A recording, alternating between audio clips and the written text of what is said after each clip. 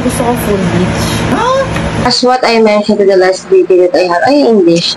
Ano, yung expectation ko masyadong naging... Ala, tinaasan na naman. Patay tayo dyan. Wala na.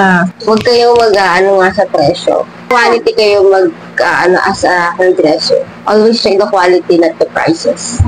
Ayaw nga pala. Ano pala gagawin? Hindi ko nga alam.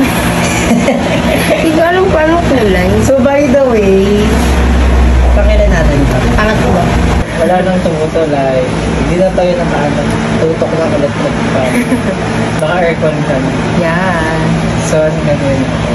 So, parang gusto ko full bleach. Ha? Hindi ba pwede? Gusto ko may iba naman yung kulay. Kasi, lagi na ako nakabalay. Expect ko mag-ano pa, magpapagpatuloy.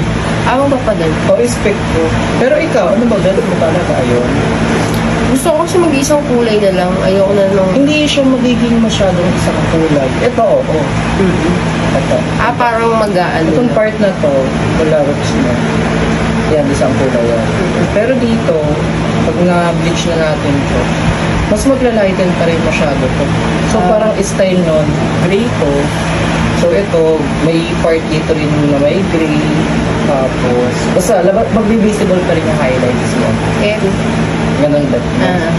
Anong hair treatment? Ano yung ibang recommendation? Collagen. Blue collagen. May ba? No, go.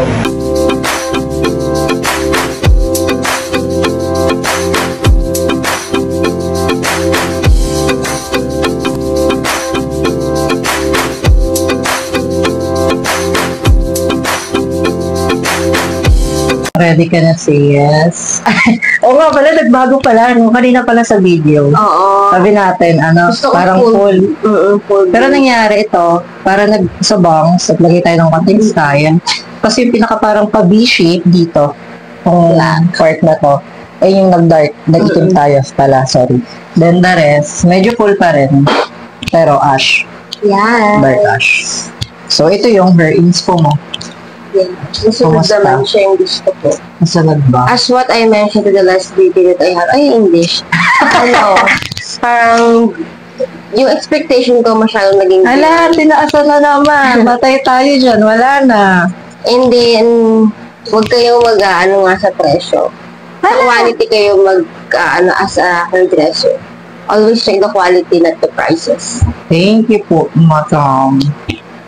So, uulitin ulit.